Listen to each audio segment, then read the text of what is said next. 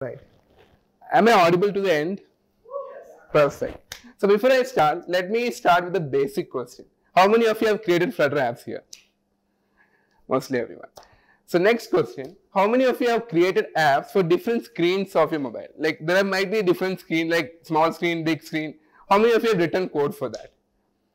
Cool. That's responsiveness. That's with respect to the UI. What if I say you have to do the same thing when it comes to the hardware as well? Like you have to consider the performance of your application for different app sizes.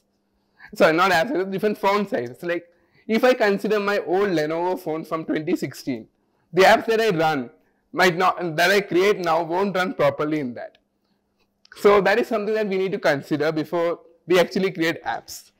So today we are going to talk about how to optimize your Flutter apps using DevTools.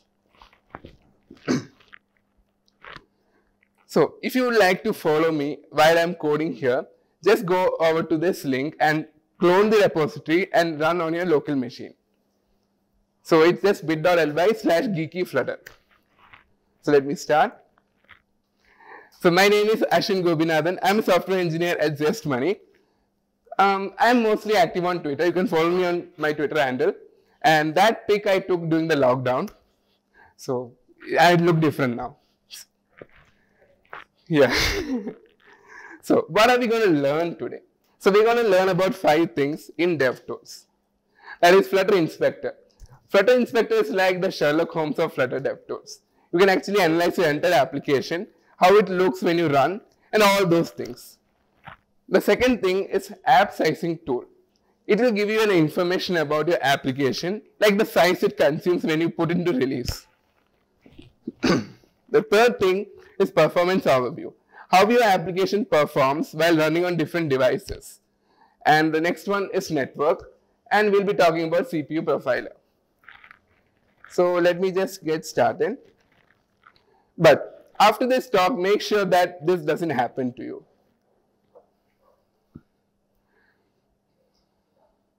Adding a small optimization shouldn't break your entire code. Make sure that whatever optimization you add doesn't break your code. Make sure that it runs smoothly. That's the basic idea of optimizations, right? So let me get started then.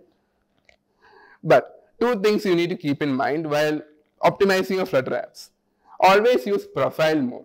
There are different modes while running your application. One is the debug mode, which we usually run while debugging our applications. The second one is the profile mode. And the third one is the release mode, which we use while uploading the applications to the Play Store or the App Store. And the next point is avoid premature optimizations. It's basically, it means that after what I'm going to tell today, you don't have to follow the same steps every time you create a code.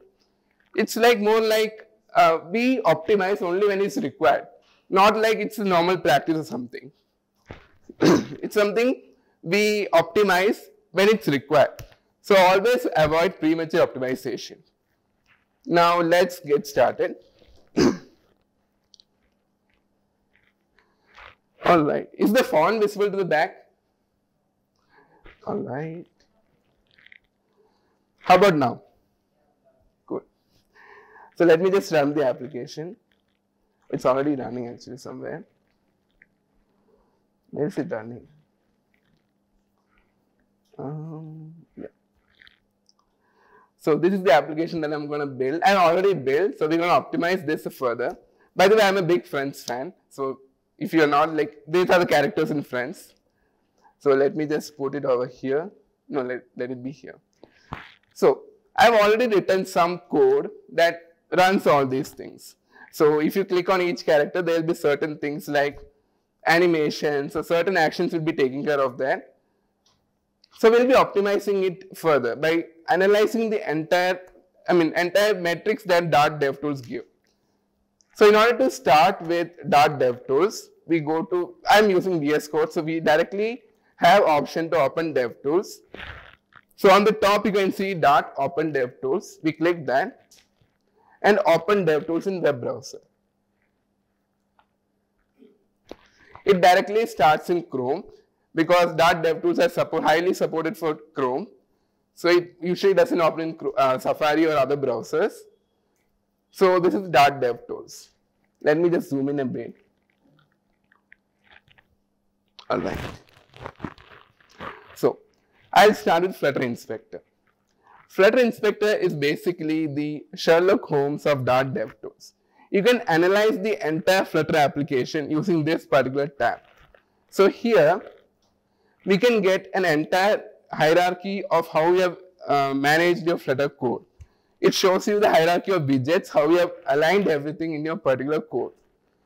So obviously we'll start with the material app followed by a certain home page or anything similar that you write in the code. So this gives you an example about how your entire widgets are painted onto the screen. So let me just zoom back a bit. All right. So this is the Layout Explorer, which gives you an idea about what each widget does. What are the information about each widget? So let me just open one widget here.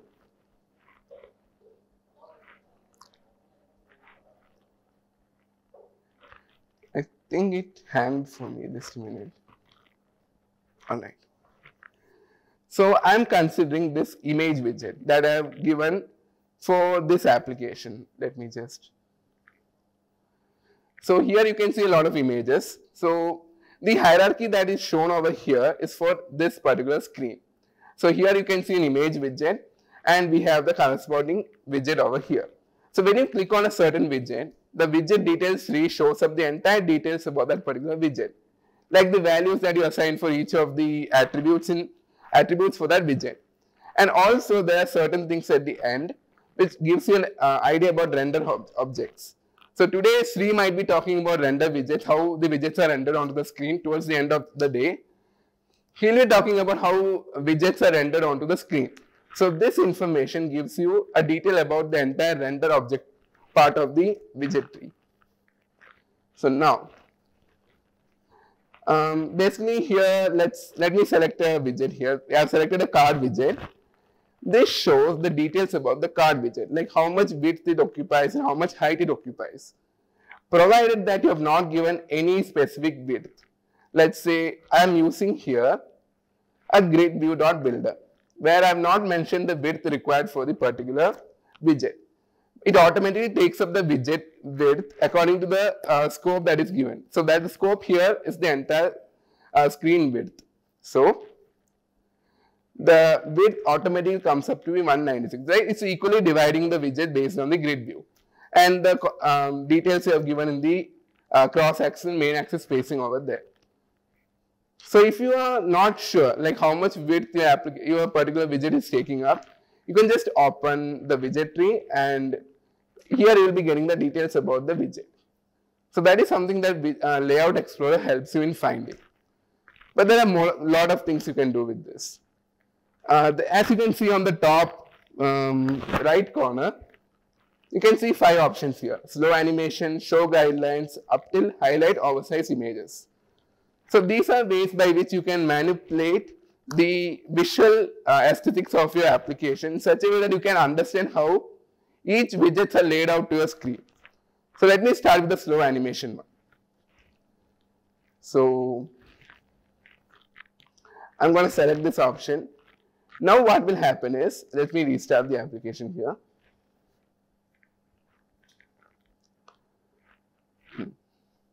So what will happen is, whatever animations are there in your application, it will be slowed down by 5 times.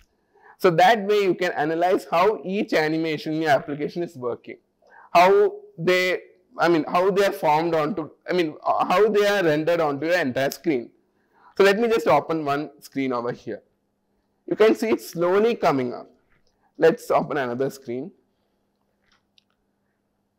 The animations are performing very slowly because we are analyzing how the animations work in slow motion. So that is one way of analyzing slow animations. The second approach of slow animation is by writing code. You don't have to necessarily open Dart DevTools every time. You can just write a single line of statement to enforce this slow animation in the application. So for that we go to the void main function. because this is the entry point of your application. Here we're going to give a variable time dilation equal to 5. This means the entire animations are going to be 5 times slower, and this variable belongs to the scheduler package or within Flutter module itself.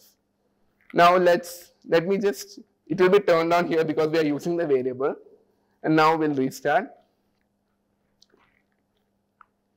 and the same effect. Let me just put it back to 1 so that we can visualize how it's happening.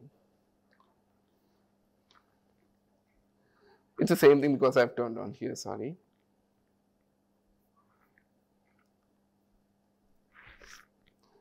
Comparatively, if I set the value to 1, that means we are setting the actual behavior of the animations. So depending on the value we give here, that many times it's going to be slowed down so that we can analyze the entire animations that happen in the application. This is very much required when you're building a Flutter application that has a lot of animations in that. Sometimes animations happen so fast that you never know what happened. So this time dilation actually helps us analyzing each and every animation of your application. So now let's see, I'm just going to remove this from here. So that was slow animation. The next thing is show guidelines. So let me just activate this one from the Dart DevTools dashboard. It's already activated. So this one shows you information about the widgets, how they are rendered onto the screen. So this green arrow mark shows the direction of the scroll. So let's say I'm using a gridview.builder over here. In the home page, I'm using gridview.builder. By default, builder has an axis of vertical direction. So that means whatever the widgets are rendered onto the builder, rendered by the builder, it will be aligned in a vertical manner. So this arrow mark shows the direction of scroll of the particular application. So in case if I change the axis to horizontal, let's see if it will work here. Scroll direction axis dot horizontal. Let me just restart. Now the direction has changed to the horizontal direction.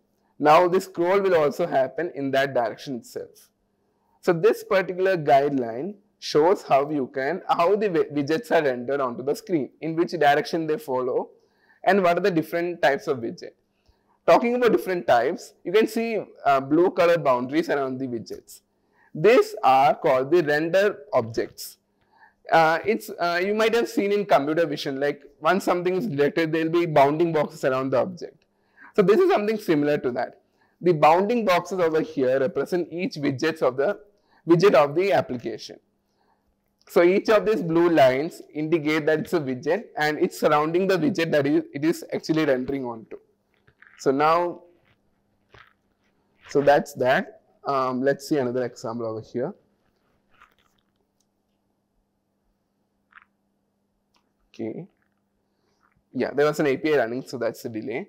So here, I have a list view that lists all the some items over here. So here you can see two green arrow marks over here. That is because, let me just open the screen.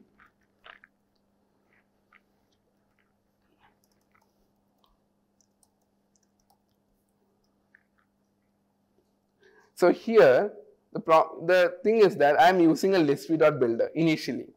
That is something that is defined by one of these arrow marks, because I am using a list view builder over at the bottom.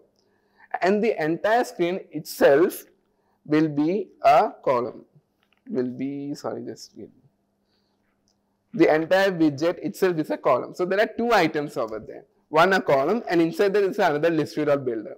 So these two green lines represent, one is for the column and the other one is for the builder, listview.builder. So similarly, you can analyze each and every movement of the widget or the axis of direction they are rendered onto. So that is the main advantage of using this show guidelines option. Next, I'll start with the show baseline option. So this is it's more related to the text widgets that we use in our application. So basically, let me just open any screen over here. So you can see a green line over here. This shows the text widgets are aligned properly. It's something like when we used to write, back in school time, we used to write paragraph or something on a ruled book. It's something like that. We follow a ruled approach over there. So this baseline shows if the text widgets are aligned properly. We make sure that it doesn't go beyond the line or something. So that is baseline. There's nothing much to talk about because it's basically showing whether all the widgets are aligned in a single line.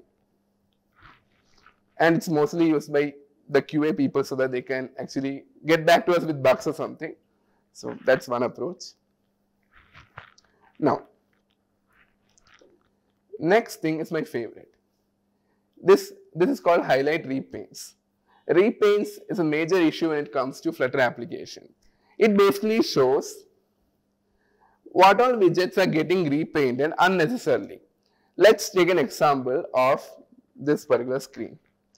Can you see at the border of the entire application, there's a rainbow color thing that is glowing from different colors. That means the entire screen is getting repainted over and over again. So that means like just for this particular circular progress indicator that is at the middle, the entire screen is getting repainted over and over again, which is not a good behavior when it comes to big applications. So in order to avoid that, we're going to do something. We're going to go to that particular widget. We're going to open get this one. Sorry. So this was the circular progress indicator which you are seeing at the bottom here. Because of that circular progress indicator, the entire screen is getting repainted over and over again to the canvas. So in order to avoid that, we're going to wrap the circular progress indicator with a repaint boundary widget. So this will make sure that the repainting happens only for the circular progress indicator. Now you can see the border. It's a single color. It's a green color. That means it's not changing. That means it's not getting repainted over and over again. So because of this circular progress indicator, we don't want the entire screen to be re-rendered. Repainted onto the canvas. So wrapping the circular progress indicator with a repaint boundary constrains that repainting to the particular widget that requires repainting. So, yep. So if I just put it back, notice now the boundaries are not changing because I have used repaint boundary. Now if I hot reload, it's back to the rainbow color of the boundary because it's repainting for every animation that is happening in your application. Same thing applies for another animation that I've given here. If I click on the sandwich, it's going to rotate. It's an animation. And the entire screen is again repainting on its own. So now let me just put it back. I'm going to go to that particular widget. So it was this gesture detector. No, not sorry.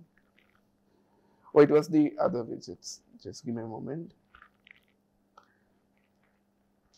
Alright. It was the animator builder which was animating the entire screen. Entire image over there. I'm going to wrap it with repaint boundary. Now let me just restart. Now you can see only that particular widget is getting repainted. The rest or the entire screen, you can see the boundary color remains the same. So that means only the widget that is required to be repainted. Mostly when animations happen, they have to be repainted. So only that widget that requires repainting should be wrapped on a repaint boundary widget, and that way you can avoid the entire screen from repainting. But this has a problem. The problem is that every time this animation triggers a repaint, it will create a completely new canvas over there. But in Flutter, canvas remains the same. It's like a single canvas. The value inside the canvas keeps on changing every time repaint is required. But here, when we wrap it around a repaint boundary, the canvas itself gets changing. It's changing every time we call the repaint method. So that is one caveat with this particular widget, that it's creating the canvas over and over again. So that could lead to some performance issue, but that's based on our analysis, like whether we need to work on that or not. So I'm just gonna change it back. Okay. Well, yeah, that was highlight repaints. Now comes my favorite thing, another one of my favorites, that is highlight oversized images. When I turn this on and restart the application, something's happening. It looks like a ghost over there. But it's not a ghost. It's actually pointing us out which images are overly sized over there. I mean, it's more like, let me open this particular image. Let me just turn it back. It's back to normal. So let me just open that particular widget. Let's take one of the images over here.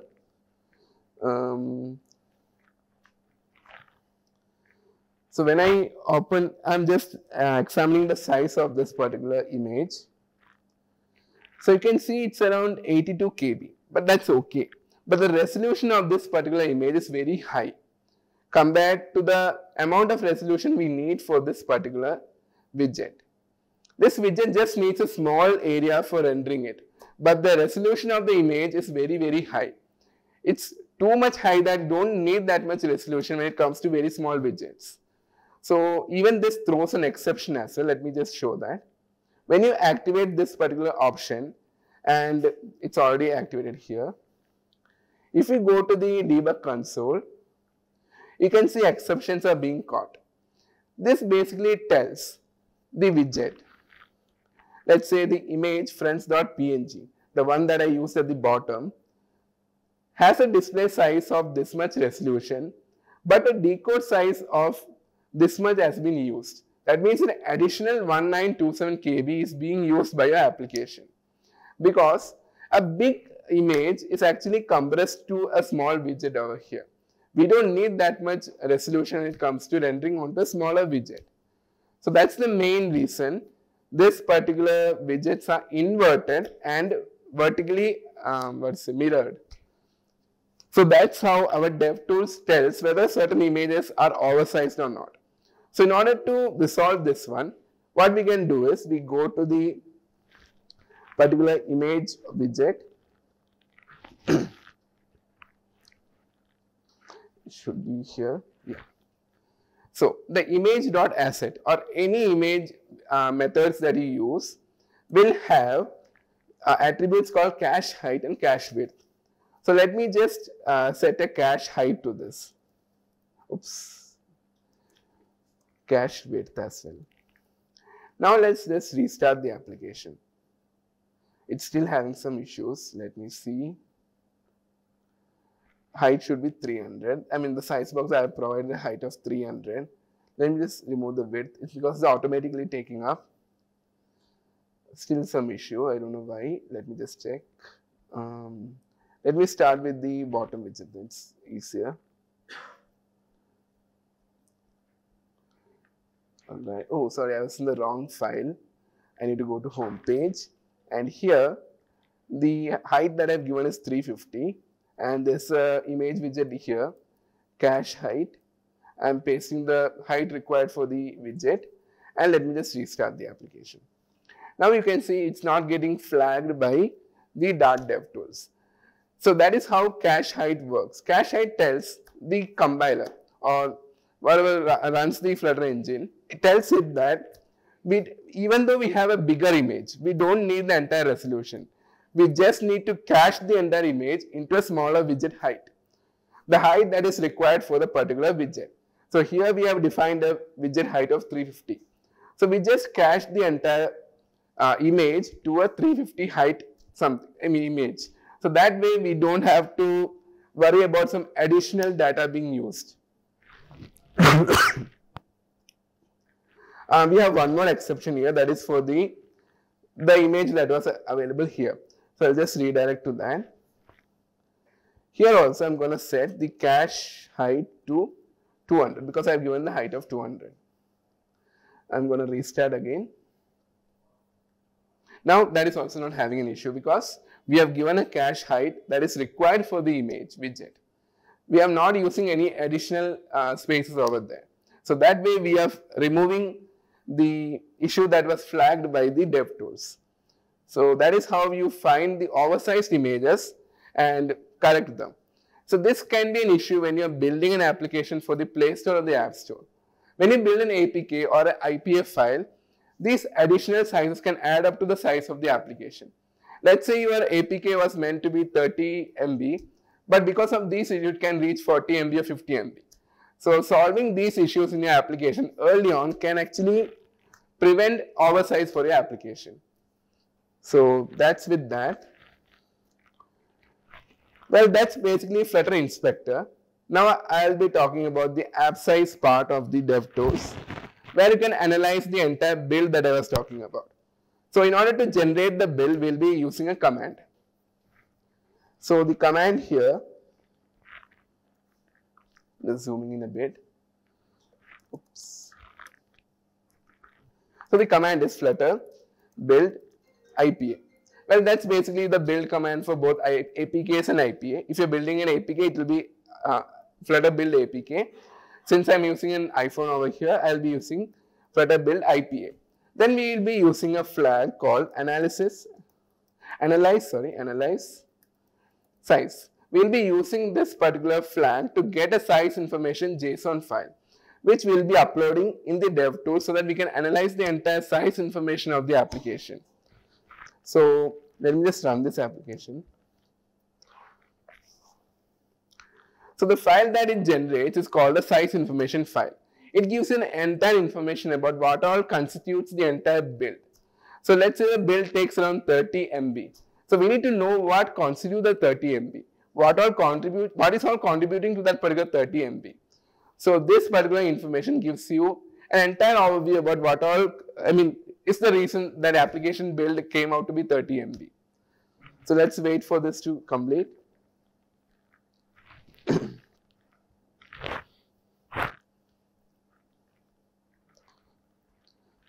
It usually takes some time depending on the application that you have.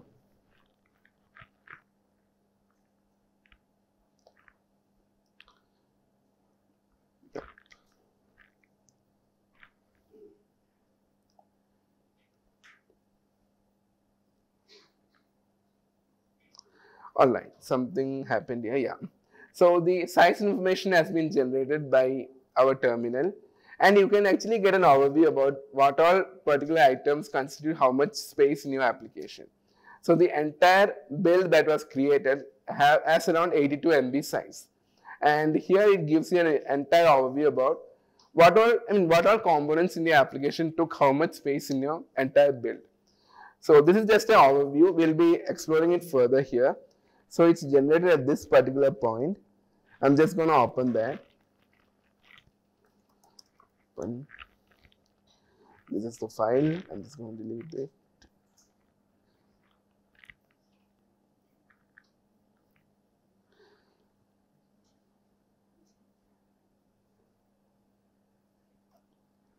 Okay, I think my application froze a bit.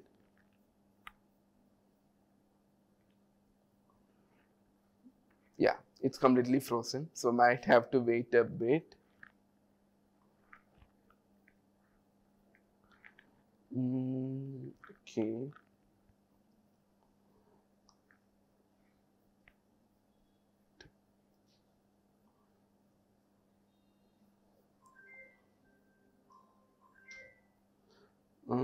Great.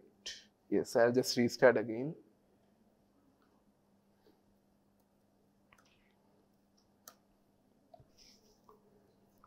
Okay, even DevTools is not opening now. Let me just open this one.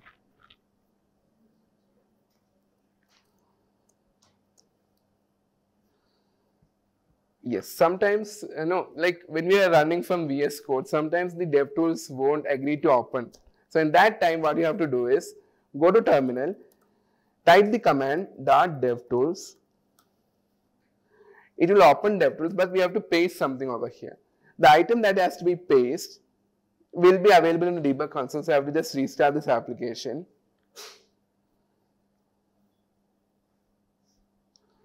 Yes. So when you restart the application, once the application starts, you will be getting a link to the debug observatory in your debug console. You just have to copy that and paste it over here. Usually what happens is when we run from VS Code, it directly opens up.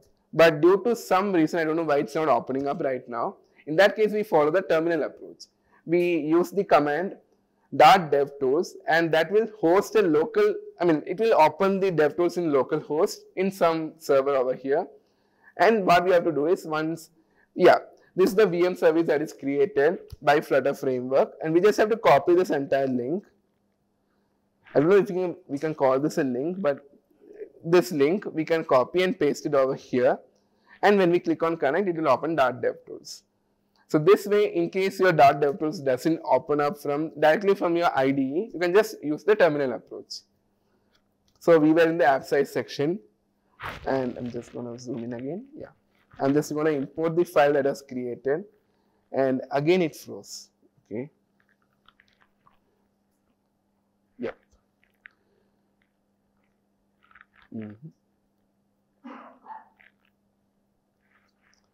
Well, it doesn't agree with me, I guess. It's just freezing again and again.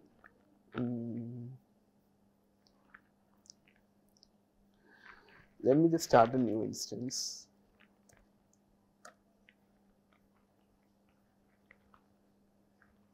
Okay.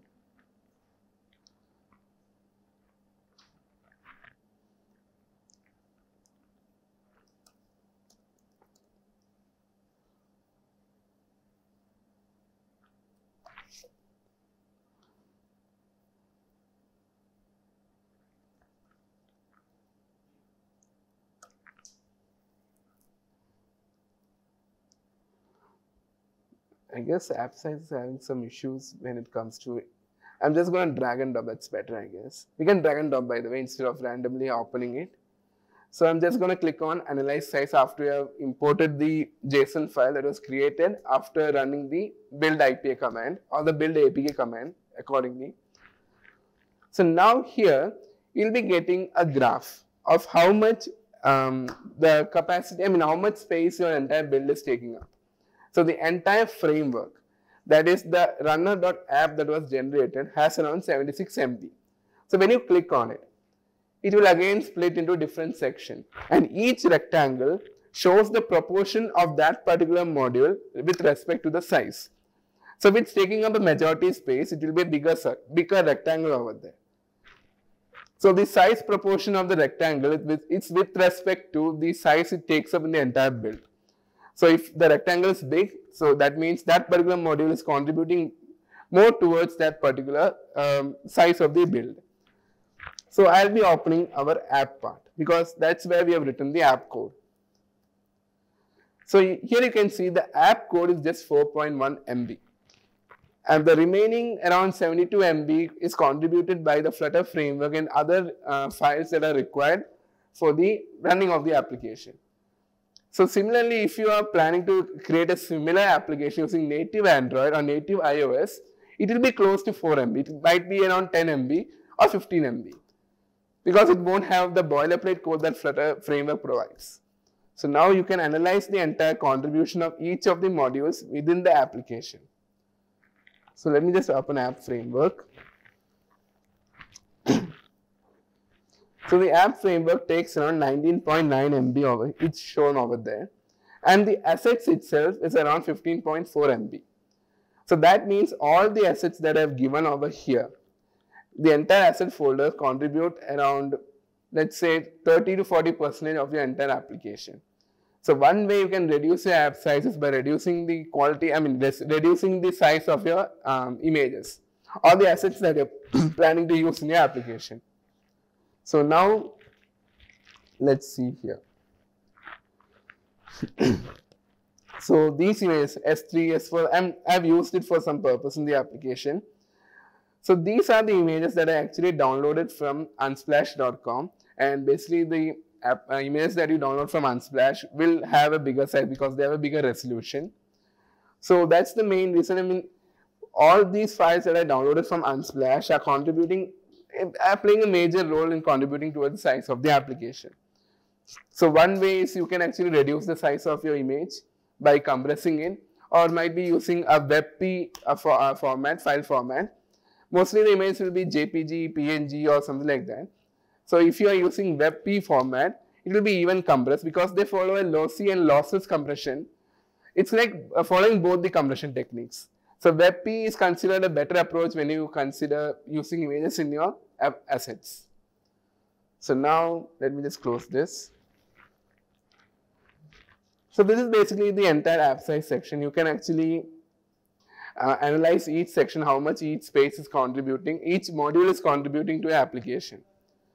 And there are certain sections at the bottom. So I'll start with the dominator tree part. So here, it gives you an entire overview about what all packages are being used in your application. So let me just open one over here. Alright. The name of this entire application was Poke. I don't know why I gave that. But here I am using HTTP package and other packages in the application. So this will be showing a tree-like structure about what all packages are being used in your application. So that we can get to know which are packages are actually contributing to the size and which are not required, which can be avoided from our side. So when you click on certain items, let's say HTTP, it will also show which all other packages are being imported by that particular package. We have not directly imported the string scanner package, but it is being imported by the HTTP package because we have implemented that. So if you go through the PubSpec over here, I'm talking about this string scanner. If I search in PubSpec, not here,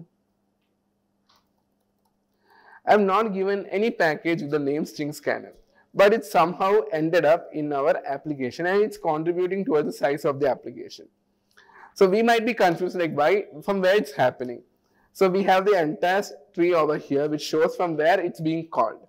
So we have used the HTTP package over here that we mostly use for network calls. We have the HTTP package used over here.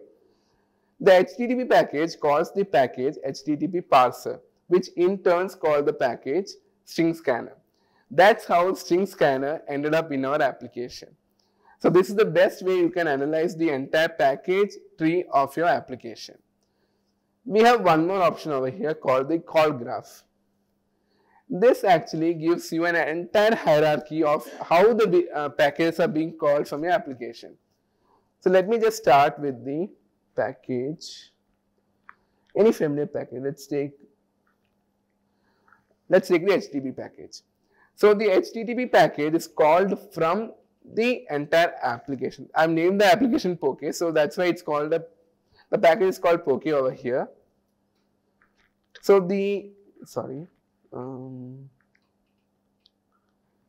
is it? Yep. So the package was called from the Poke package, that is the entire application we are implementing, and it in turn calls the package that is shown over here.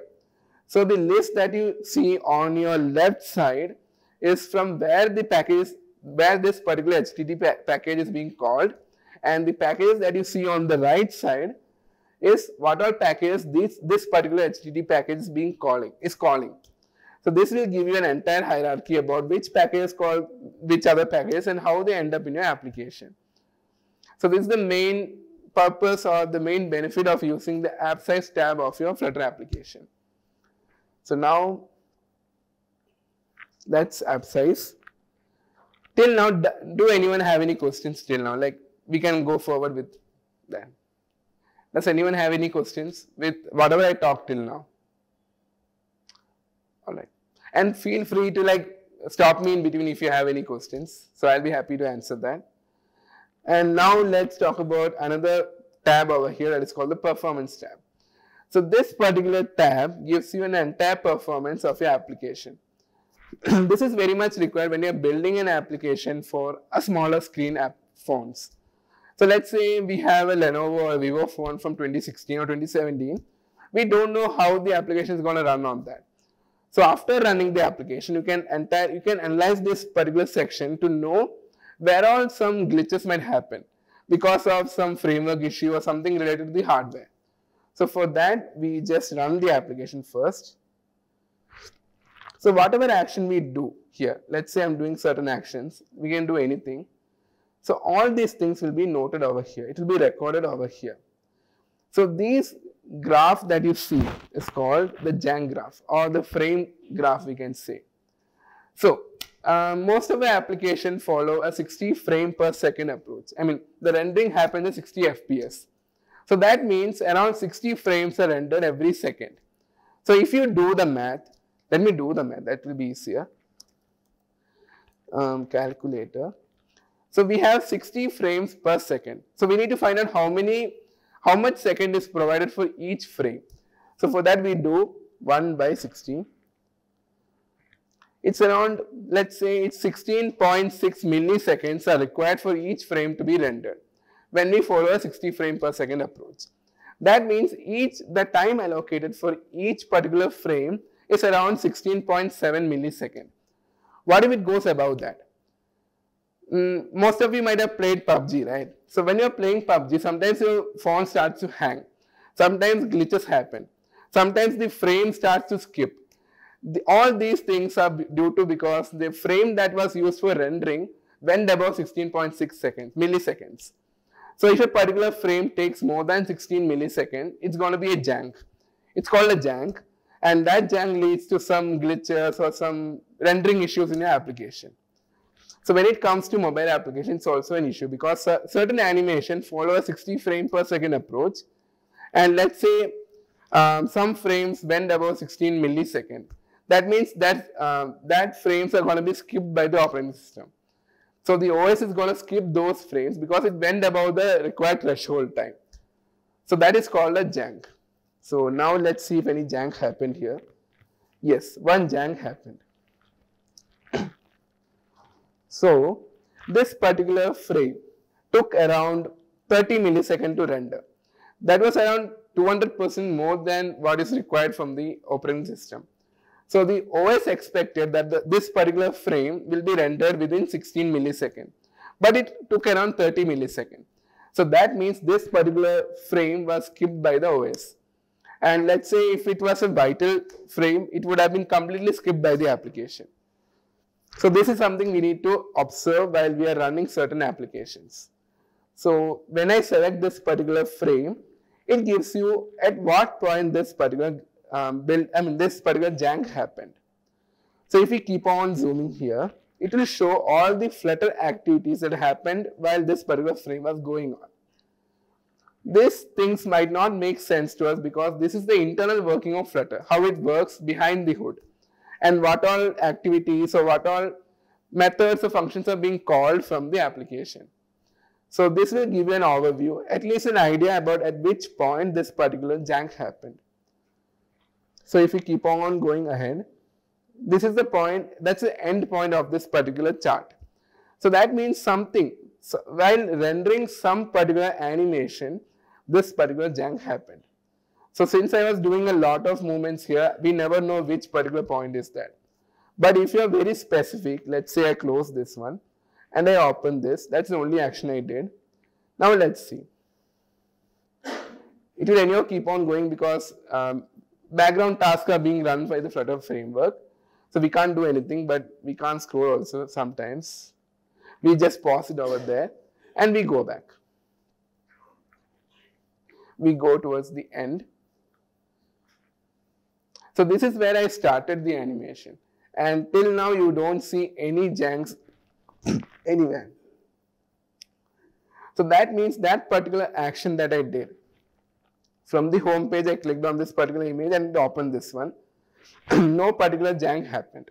Now, let me just clear this one, restart this, let it keep on going.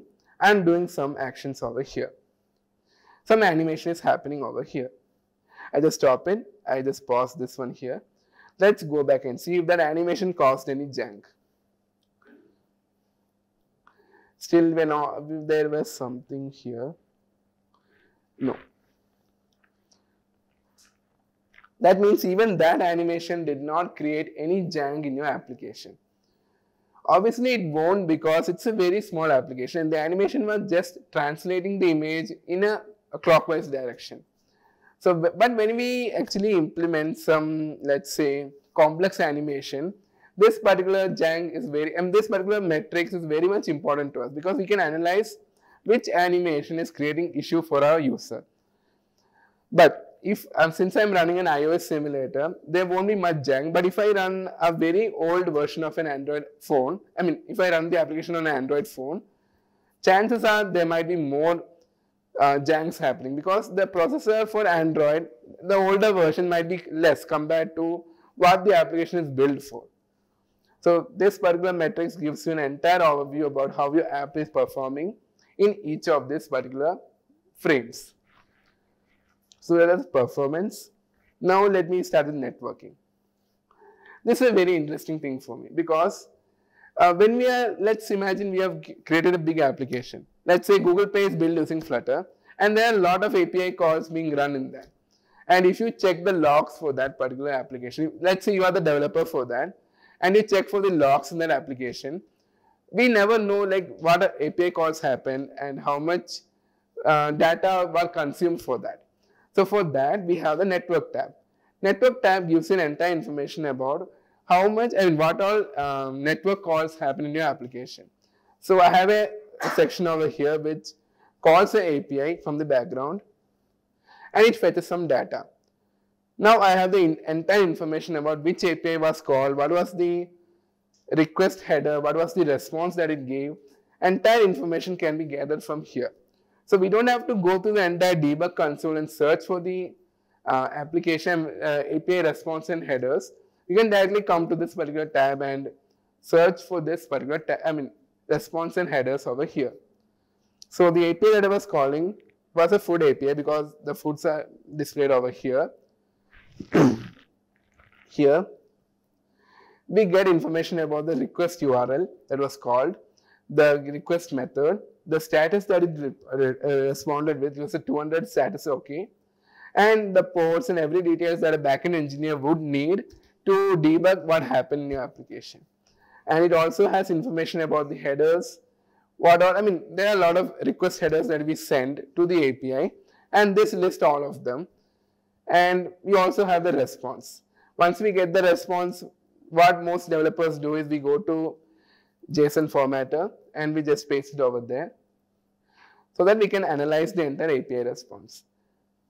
One issue with debug console is that sometimes the response that is printed might get truncated at the end. You won't be able to get the entire response unless you're using some log method or something. So in that case, this particular tab is really helpful. We can get an entire API response and we can just format it accordingly. So that was network tab. The remaining time I'll just give you a walkthrough, because there's nothing much to talk about. Then I'll just give you a walkthrough about how it works. Sure. Yeah. So CPU profiler. So what CPU profiler does is it gives you an information about how much information or how much processing the CPU is doing for rendering some of your application screens or animation, something like that. So so this is a record basis. So I have to record the flow before you actually analyze it. So we run the application here. Let me just keep it here. It will be easier. So we start the recording. We perform some actions on the application, not here. So we do some, whatever you want to do, you can do some activities over here, and we stop the recording. So this will generate a matrix about the entire action that you took for the application. It will show how much time each of the events took while you were doing the actions. So what all you can see over here is the internal working of a Flutter application. These are the things that happen on the Flutter, on the backend, behind the hood of the Flutter framework. So these are all the activities that happen and how much time it took for them to run. So this will give you a proportion value about how much with respect to the entire processing time did that particular process took in the application. For example, this report task event, some event that happened on the backend, on the backend code of Flutter, took around 1230 milliseconds. That contributed around 11.6% of the entire CPU time. So if you are really good at if you know how the entire Flutter framework works, you can actually think about how you can reduce this particular time. You can analyze how much we can reduce this particular time by optimizing the entire framework code or the code that you write. So let's see if there's anything familiar to us. Okay.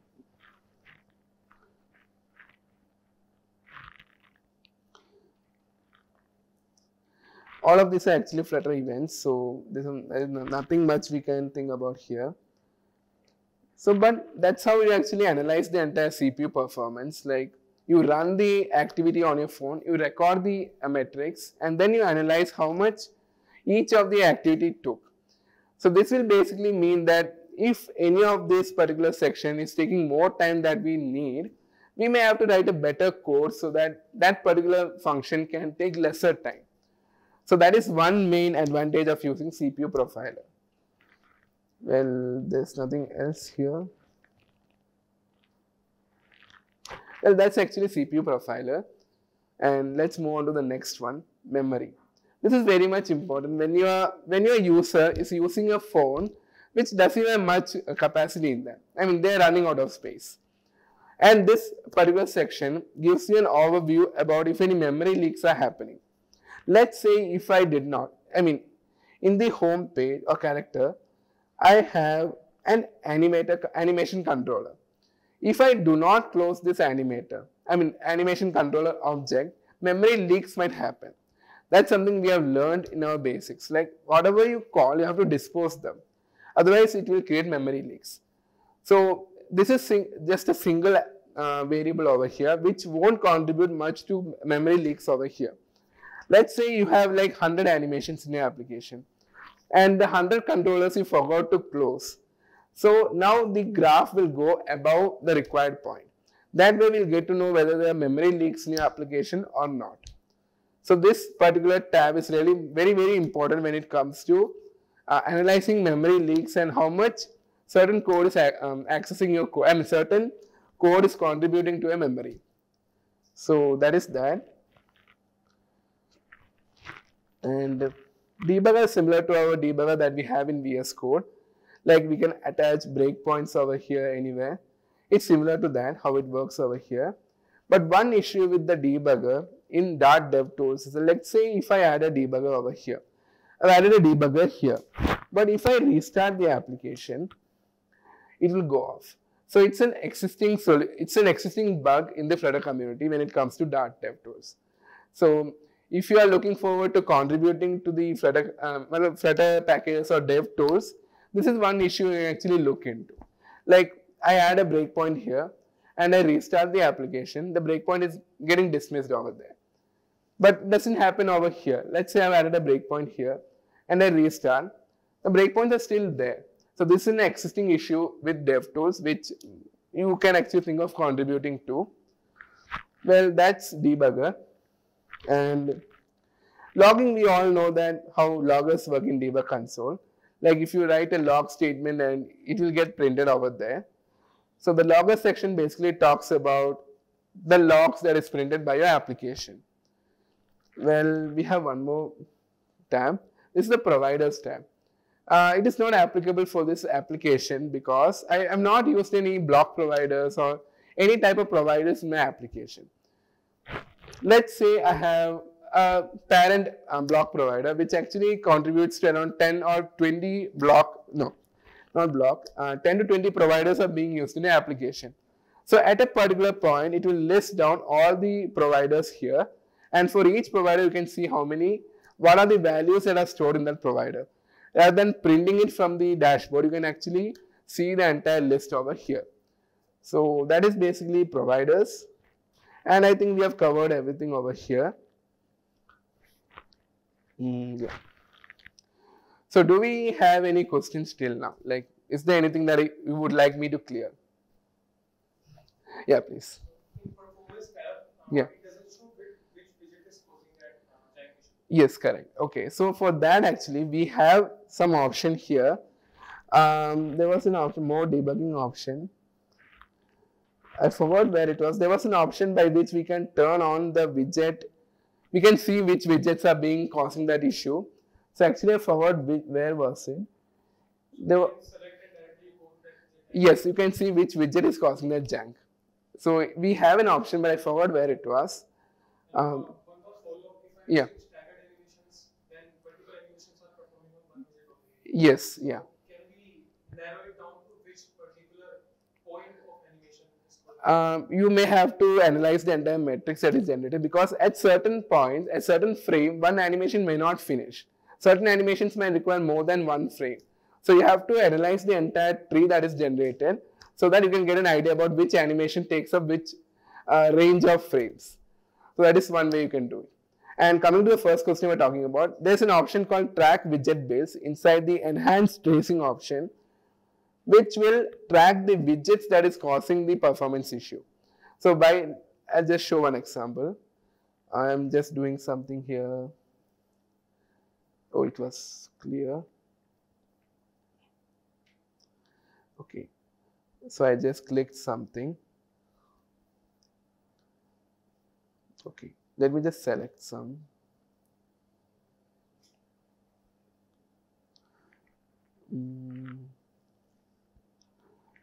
It's pretty hard. I mean, it's hanging a bit.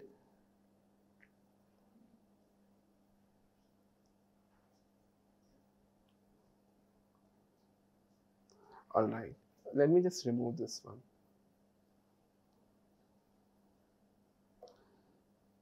Oops. I'm sorry, actually my laptop is hanging a lot, due to which now I'm able to see. We just have to zoom in a bit.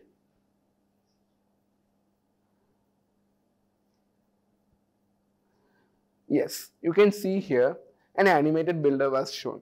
So that means animated builder was the widget that I was using to create the animation. So you can actually see at certain point, I selected this point, and at that particular frame, this particular widgets were being rendered. So if you turn on the enhanced tracking and enable the widget tracking option, you can see which widgets are causing the performance issue. So that's how it works. So any other questions? Yeah. So I'll just wrap it up. So that's the entire part of the thing. So if you would like to connect with me on social media, you can just go to Twitter or follow me on LinkedIn, or even Google search my name, because my name is pretty unique. So you can see a lot of social medias over there. So yeah, that's basically it. Thank you so much.